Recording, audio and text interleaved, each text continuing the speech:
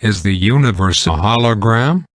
Michael Talbot discusses David Bohm and Karl Pribram's research on the holographic universe. With introduction and commentary by Marianne Miller, Michael Talbot, who passed through a transition in 1992, at the age of 38, was the author of several books on holograms and quantum mechanics, and their relationship to ancient mysticism and the theoretical models of reality. Talbot explored the works of physicist David Bohm and neurophysiologist Karl Pribram, who independently reached the conclusion that the universe operates on a holographic model. In Talbot's book, The Holographic Universe, Talbot also arrives at this conclusion and maintains that the holographic model might also explain numerous paranormal and unusual phenomena as well as offer a basis for mystical experiences. The following is an excerpt of Talbot's writings. Does objective reality exist, or is the universe a phantasm? In 1982 a remarkable event took place. At the University of Paris a research team led by physicist Alain Aspect performed what may turn out to be one of the most important experiments of the 20th century. You did not hear about it on the evening news. In fact, unless you are in the habit of reading scientific journals, you probably have never even heard Aspect's name, though there are some who believe his discovery may change the face of science. Aspect and his team discovered that under certain circumstances subatomic particles such as electrons are able to instantaneously communicate with each other regardless of the distance separating them. It doesn't matter whether they are 10 feet or 10 billion miles apart. Somehow, each particle always seems to know what the other is doing. The problem with this feat is that it violates Einstein's long-held tenet that no communication can travel faster than the speed of light. Since traveling faster than the speed of light is tantamount to breaking the time barrier, this daunting prospect has caused some physicists to try to come up with elaborate ways to explain away Aspect's findings. But it has inspired others to offer even more radical explanations. From the early 1960s, Russia and the USA have been very interested in the paranormal and have conducted numerous experiments to investigate its legitimacy. One such experiment carried out by the Russians, which was to my way of thinking real animal cruelty, was with a mother rabbit and her babies. It involved inserting electrodes into the mother rabbit's brain and then placing her on a submarine and taking her out into the ocean and submerging to some 500 feet. They then killed one of the baby rabbits, and at that exact same moment, the mother rabbit's brain registered a reaction. This, to them, was proof of the connection of minds, which later led to their remote viewing experiments. University of London physicist David Bohm believed Aspect's findings imply that objective reality does not exist, that despite its apparent solidity, the universe is at heart a phantasm, a gigantic and splendidly detailed hologram. To understand why Bohm makes this startling assertion, one must first understand a little about holograms. A hologram is a three-dimensional photograph made with the aid of a laser. To make a hologram, the object to be photographed is first bathed in the light of a laser beam. Then a second laser beam is bounced off the reflected light of the first, and the resulting interference pattern, the area where the two laser beams commingle, is captured on film. When the film is developed, it looks like a meaningless swirl of light and dark lines. But as soon as the developed film is illuminated by another laser beam, a three-dimensional image of the original object appears. The three-dimensionality of such images is not the only remarkable characteristic of holograms. If a hologram of a rose is cut in half and then illuminated by a laser, each half will still be found to contain the entire image of the rose. Indeed, even if the halves are divided again, each snippet of film will always be found to contain a smaller but intact version of the original image. Unlike normal photographs, every part of a hologram contains all the information possessed by the whole. The whole in every part nature of a hologram provides us with an entirely new way of understanding organization and order. For most of its history, Western science has labored under the bias that the best way to understand a physical phenomenon, whether a frog or an atom, is to dissect it and study its respective parts. A hologram teaches us that some things in the universe may not lend themselves to this approach. If we try to take apart something constructed holographically, we will not get the pieces of which it is made, we will only get smaller holes. This insight suggested to Bohm another way of understanding aspects discovery.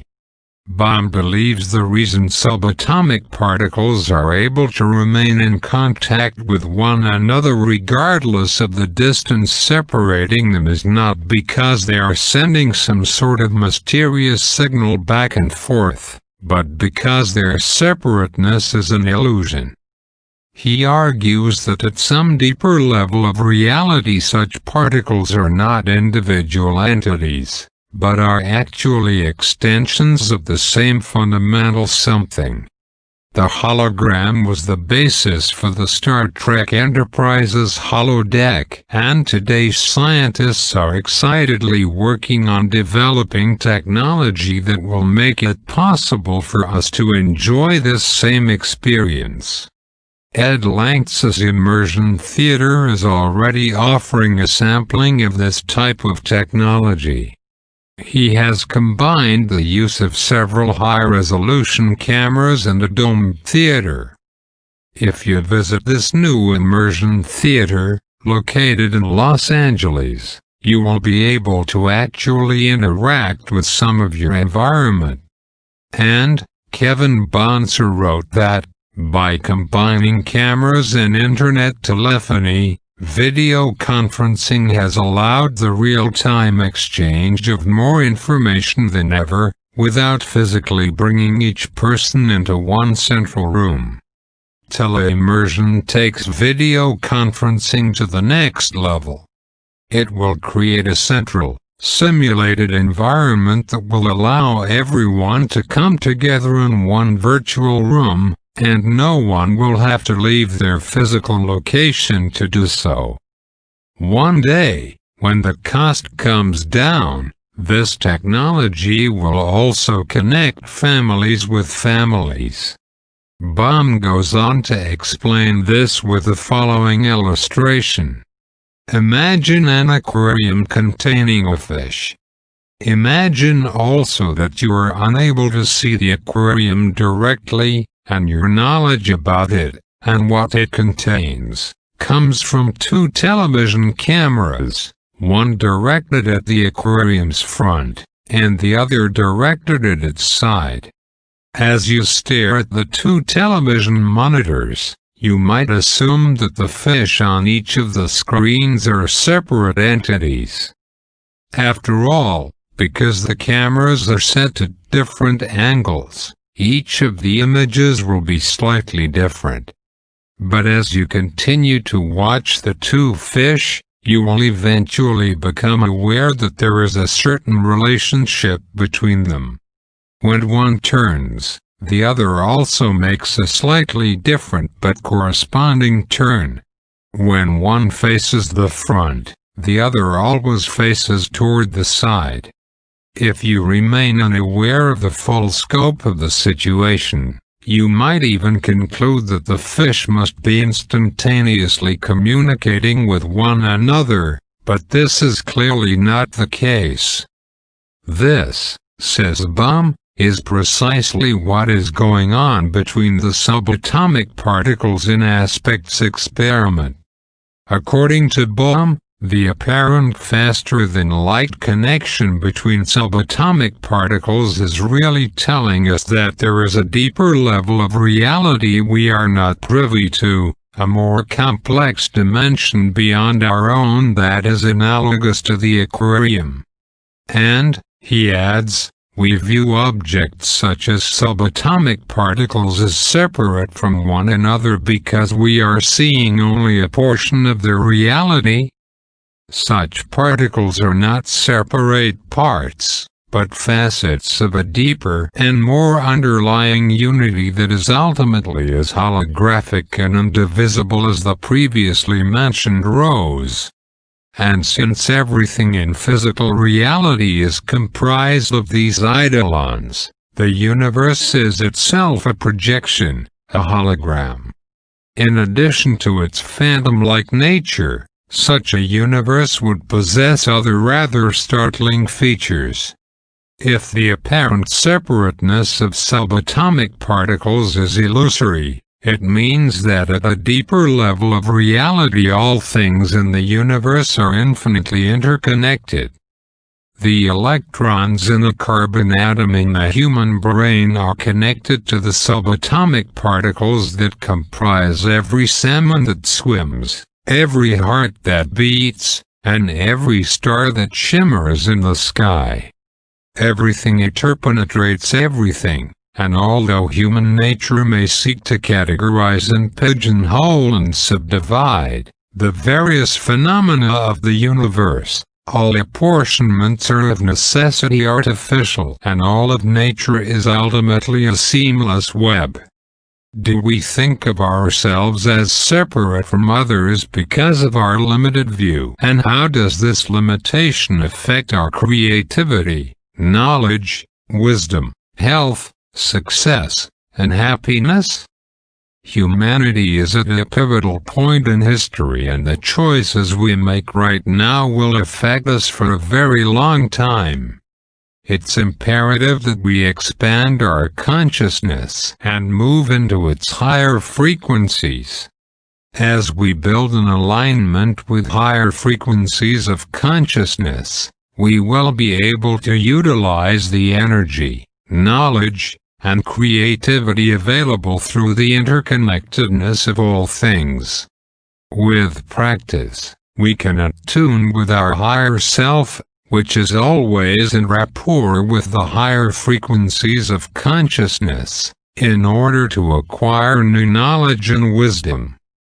The progressive integration of, and ability to manifest these higher frequencies of consciousness will eventuate in self-mastery. The illusion of individual consciousness, conscious alignment with our higher self, allows us to utilize the energy, knowledge, and creativity available through the interconnectedness of all things. The more focused and conscious our attunement, the greater can be the energies of the transformative frequencies realized, and that which is needed will be magnetically drawn to us. Each transformation in consciousness leverages another and then another until a critical mass is achieved that sets into motion the paradigm or even a quantum shift in consciousness. Together, as a group of conscious servers, we can choose by the impetus that sets into motion a transformation that supports, uplifts, and sustains the progression of all individuals towards more exalted frequencies of consciousness. Personal benefits. At a personal level, alignment with more vivified frequencies of consciousness will ultimately transform us. As a result of this emerging transformation, we will begin to manifest the following benefits in our daily lives. A more finely tuned awareness of all aspects of our environment, a greater clarity in our thinking process, a greater sense of creativity, a collective intelligence that brings forth innovative, unique approaches and solutions to society's most intractable problems. An experience of fulfillment in a sense of not being alone in our efforts. An experience of synchronicity, a growing sense of wholeness, connection, balance, and integration.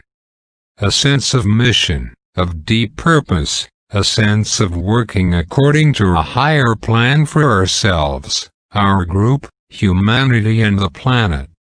In a holographic universe, even time and space could no longer be viewed as fundamentals. Because concepts such as location break down in a universe in which nothing is truly separate from anything else, time and three-dimensional space, like the images of the fish on the TV monitors, would also have to be viewed as projections of this deeper order. At its deeper level, reality is a sort of super hologram in which the past, present, and future all exist simultaneously. This suggests that given the proper tools it might even be possible to someday reach into the super-holographic level of reality and pluck out scenes from the long-forgotten past. What else the super-hologram contains is an open-ended question. Allowing, for the sake of argument, that the super-hologram is the matrix that has given birth to everything in our universe. At the very least, it contains every subatomic particle that has been or will be, every configuration of matter and energy that is possible, from snowflakes to quasars, from blue whales to gamma rays. It must be seen as a sort of cosmic storehouse of all that is. Although Bohm concedes that we have no way of knowing what else might lie hidden in the super-hologram, he does venture to say that we have no reason to assume it does not contain more. Or as he puts it, perhaps the super-holographic level of reality is a mere stage beyond which lies an infinity of further development. Bohm is not the only researcher who has found evidence that the universe is a hologram. Working independently in the field of brain research, Stanford neurophysiologist Karl Pribram has also become persuaded of the holographic nature of reality. Karl Pribram's research. Pribram was drawn to the holographic model by the puzzle of how and where memories are stored in the brain. For decades, numerous studies have shown that rather than being confined to a specific location, memories are dispersed throughout the brain. In a series of landmark experiments in the 1920s, brain scientist Carl Lashley found that no matter what portion of a rat's brain he removed, he was unable to eradicate its memory of how to perform complex tasks it had learned prior to surgery. The only problem was that no one was able to come up with a mechanism that might explain this curious, whole in every part, nature of memory storage. Then in the 1960s Pribram encountered the concept of holography and realized he had found the explanation brain scientists had been looking for. Pribram believes memories are encoded not in neurons, or small groupings of neurons, but in patterns of nerve impulses that crisscross the entire brain in the same way that patterns of laser light interference crisscross the entire area of a piece of film containing a holographic image. In other words, Pribram believes the brain is itself a hologram. Pribram's theory also explains how the human brain can store so many memories in so little space. It has been estimated that the human brain has the capacity to memorize something on the order of 10 billion bits of information during the average human lifetime, or roughly the same amount of information contained in 5 sets of the Encyclopaedia Britannica. Similarly, it has been discovered that in addition to their other capabilities, holograms possess an astounding capacity for information storage. Simply by changing the angle at which the two lasers strike a piece of photographic film, it is possible to record many different images on the same surface. It has been demonstrated that 1 cubic centimeter of film can hold as many as 10 billion bits of information. Our uncanny ability to quickly retrieve whatever information we need from the enormous store of our memories becomes more understandable if the brain functions according to holographic principles. If a friend asks you to tell him what comes to mind when he says the word zebra, you do not have to clumsily sort back through some gigantic and cerebral alphabetic file to arrive at an answer. Instead, associations like striped, horse-like, and animal native to Africa all pop into your head instantly. Indeed, one of the most amazing things about the human thinking process is that every piece of information seems instantly cross-correlated with every other piece of information, another feature intrinsic to the hologram. Because every portion of a hologram is infinitely interconnected with every other portion, it is perhaps nature's supreme example of a cross-correlated system. The storage of memory is not the only neurophysiological puzzle that becomes more tractable in light of Pribram's holographic model of the brain. Another is how the brain is able to translate the avalanche of frequencies it receives via the senses, light frequencies, sound frequencies, and so on, into the concrete world of our perceptions. Encoding and decoding frequencies is precisely what a hologram does best. Just as a hologram functions as a sort of lens, a translating device able to convert an apparently meaningless blur of frequencies into a coherent image, Pribram believes the brain also comprises a lens and uses holographic principles to mathematically convert the frequencies it receives through the senses into the inner world of our perceptions. An impressive body of evidence suggests that the brain uses holographic principles to perform its operations. Pribram's theory, in fact, has gained increasing support among neurophysiologists. Argentinian-Italian researcher Hugo Zuccarelli recently extended the holographic model into the world of acoustic phenomena. Puzzled by the fact that humans can locate the source of sounds without moving their heads, even if they only possess hearing in one ear, Zuccarelli discovered that holographic principles can explain this ability. Zuccarelli has also developed the technology of Haloponic Sound, a recording technique able to reproduce acoustic situations with an almost uncanny realism. Pribram's belief that our brains mathematically construct hard reality by relying on input from a frequency domain has also received a good deal of experimental support.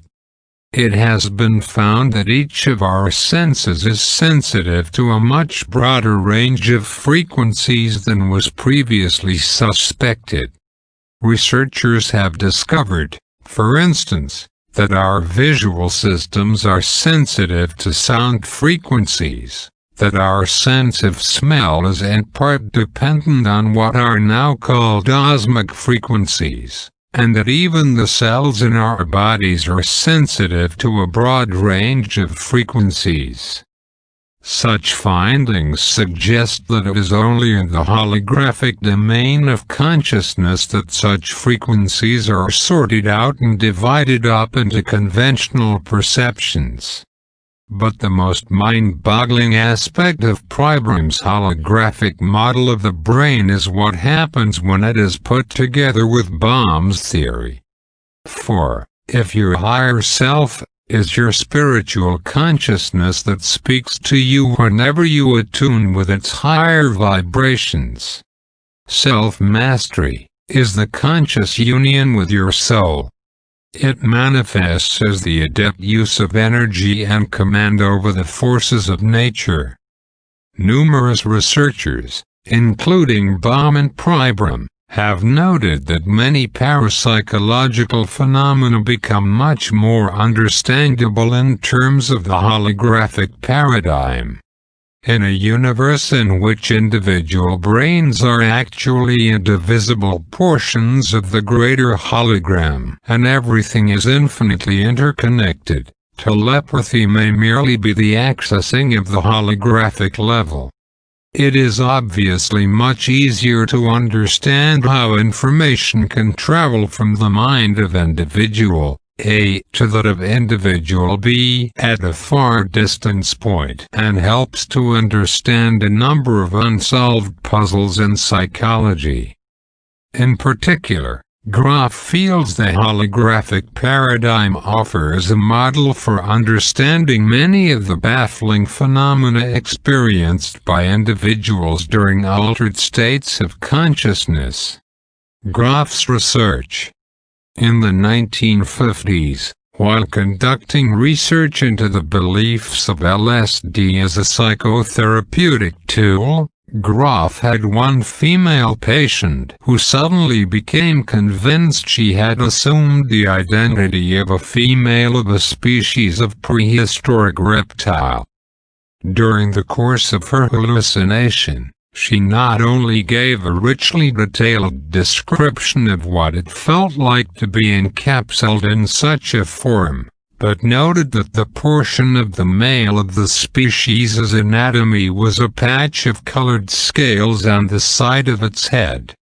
What was startling to Grof was that although the woman had no prior knowledge about such things, a conversation with a zoologist later confirmed that in certain species of reptiles colored areas on the head do indeed play an important role as triggers of sexual arousal. The woman's experience was not unique. During the course of his research, Grof encountered examples of patients regressing and identifying with virtually every species on the evolutionary tree, research findings which helped influence the man-into-ape scene in the movie Altered States. Moreover, he found that such experiences frequently contained obscure zoological details which turned out to be accurate. Regressions into the animal kingdom were not the only puzzling psychological phenomena Grof encountered. He also had patients who appeared to tap into some sort of collective or racial unconscious. Individuals with little or no education suddenly gave detailed descriptions of Zoroastrian funerary practices and scenes from Hindu mythology.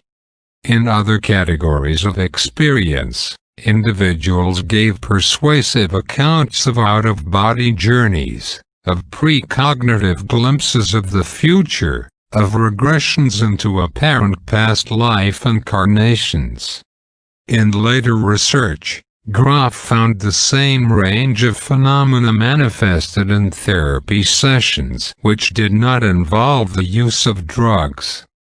Because the common element in such experiences appeared to be the transcending of an individual's consciousness beyond the usual boundaries of ego or limitations of space and time, Grof called such manifestations transpersonal experiences, and in the late 60s he helped found a branch of psychology called Transpersonal Psychology devoted entirely to their study. Although Grof's newly founded Association of Transpersonal Psychology garnered a rapidly growing group of like-minded professionals and has become a respected branch of psychology, for years neither Grof nor any of his colleagues were able to offer a mechanism for explaining the bizarre psychological phenomena they were witnessing. But that has changed with the advent of the holographic paradigm. As Grof recently noted, if the mind is actually part of a continuum, a labyrinth that is connected not only to every other mind that exists or has existed, but to every atom, organism, and region in the vastness of space and time itself, the fact that it is able to occasionally make forays into the labyrinth and have transpersonal experiences no longer seems so strange. The holographic paradigm also has implications for so-called hard sciences like biology. Keith Floyd, a psychologist at Virginia Intermont College, has pointed out that, if the concreteness of reality is but a holographic illusion, it would no longer be true to say the brain produces consciousness. Rather, it is consciousness that creates the appearance of the brain as well as the body, and everything else around us we interpret as physical. Such a turnabout in the way we view biological structures has caused researchers to point out that medicine and our understanding of the healing process could also be transformed by the holographic paradigm. If the apparent physical structure of the body is but a holographic projection of consciousness, it becomes clear that each of us is much more responsible for our health than current medical wisdom allows. What we now view as miraculous remissions of disease may actually be due to changes in consciousness which in turn affect changes in the hologram of the body. Similarly, controversial new healing techniques such as visualization may work so well because in the holographic domain of thought images are ultimately as real as reality. Even visions and experiences involving non-ordinary reality become explainable under the holographic paradigm. In his book, Gifts of Unknown Things, biologist Lyle Watson describes his encounter with an Indonesian shaman woman who, by performing a ritual dance, was able to make an entire grove of trees instantly vanish into thin air. Watson relates that as he and another astonished onlooker continued to watch the woman, she caused the trees to reappear, then, click, off again and on again several times in succession. Although current scientific understanding is incapable of explaining such events, experiences like this become more tenable if hard reality is only a holographic projection. Perhaps we agree on what is there or not there because what we call consensus reality is formulated and ratified at the level of the human unconscious at which all minds are infinitely interconnected. If this is true, it is the most profound implication of the holographic paradigm of all, for it means that experiences such as Watson's are not commonplace only because we have not programmed our minds with the beliefs that would make them so. In a holographic universe there are no limits to the extent to which we can alter the fabric of reality. What we perceive as reality is only a canvas waiting for us to draw upon it any picture we want. Anything is possible, from bending spoons with the power of the mind, to the phantasmagoric events experienced by Castaneda during his encounters with the Yaqui Brujo, Don Juan, for magic is our birthright, no more or less miraculous than our ability to compute the reality we want when we are in our dreams. Indeed, even our most fundamental notions about reality become suspect. For in a holographic universe, as Pribram has pointed out, even random events would have to be seen as based on holographic principles and therefore determined.